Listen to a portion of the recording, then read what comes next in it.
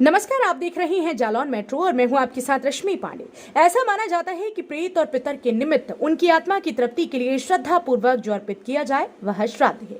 हिंदू धर्म में माता पिता की सेवा को सबसे बड़ी पूजा माना गया है। इसलिए हिंदू धर्म शास्त्रों में पितरों का उद्धार करने के लिए पुत्र की अनिवार्यता मानी गई है। जन्मदाता माता पिता को मृत्यु उपरांत लोग विस्मृत न कर दे, इसलिए उनका श्राद्ध करने का विशेष विधान बताया गया है।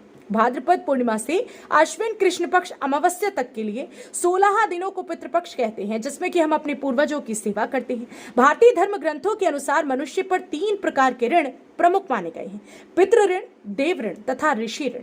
इनमें पितृ ऋण सर्वोपरि है। पितृ ऋण में पिता के अतिरिक्त माता तथा वे सब बुजुर्ग भी सम्मिलित हैं जिन्होंने हमें अपना जीवन धारण करने तथा उसका विकास करने में सहयोग दिया।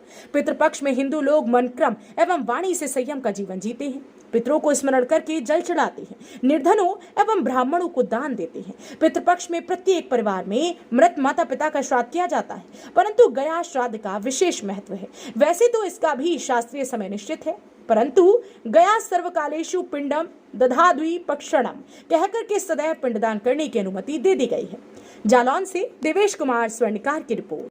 नमस्कार। आज से पितृपक्ष प्रारंभ हुआ है। पितृपक्ष यानी 16 दिनों तक चलने वाले इस पितृपक्ष में हिंदू मान्यताओं के अनुसार ऐसा माना जाता है कि जो हमारे पूर्वज होते हैं उनकी आत्माएं धरती पर आती हैं, सूक्ष्म रूप में आती हैं और उन्हें जो है जलाशयों में, नदियों में तर्पण किया जाता है, उनको जल दिया जाता है, श्राद्ध किया जाता है, पटा किया जाता है, गंग भोज किया जाता है। ऐसा हिंदू मान्यताओं के अनुसार इन 16 दिनों में इन व्यक्ति द्वारा किए गए श्राद्ध कर्म या उनके तर्पण के को लेकर जो है कई ऐसी बातें हैं जो हिंदू मान्यताओं की ओर प्रबल करती है। पंडित जी, आज से पितृपक्ष स्टार्ट हो गया है, तो क्या है पितृपक्ष का महत्व और थोड़ा सा बताएं इस बारे में।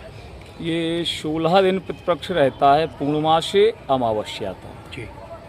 इन 16 तिथियों में जिन अपने पूर्वजों की जो तिथि होती है उसमें श्राद्ध पटा किया जाता है। इस 16 दिन जलदान तर्पण करना चाहिए प्रत्येक मनुष्यों को जी।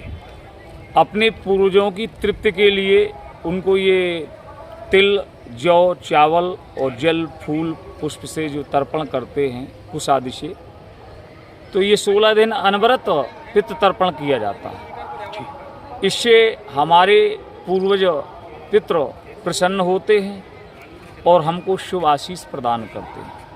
लोग कहते महाराज हमारे घर में धन का आवागमन ठप हो गया है, हमारे घर में संतानों की उत्पत्ति बंद हो गई है, हमारे घर में अनेक प्रकार की व्याधियां आ रही हैं, गृह कलेश है, नाना प्रकार के कष्ट हैं।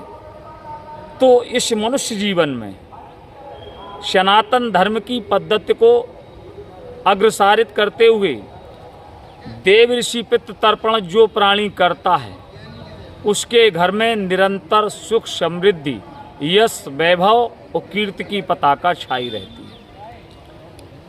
अपने पूर्वज केवल ये 16 दिन पूर्णिमा से अमावस्या तक तर्पण का जो जल है उनको ग्रहण करके अपनी आत्मा को तृप्त करते हैं और शुभ आशीष प्रदान करते हैं कि हमारे पुत्र, पौत्र, संतान सदा सुखी रहे, धन धान की समृद्धि हो और पुत्र पौत्रादि उत्तर वृद्धि करते रहें। वृद्धि का मार्ग ही देव ऋषि पितृ तर्पण। हम और आप जब तर्पण करते हैं तो इसके द्वारा हमें सुख और शांति की अनुभूति प्राप्ति होती है। हमारे घर में धन का भी आवागमन होता है, हमारे घर में संतान उत्पत्ति वृद्धि में सहायक होते हैं। यदि हमारे पितृ रुष्ट हो गए तो ये 16 दिन पितरों को मनाने का समय है।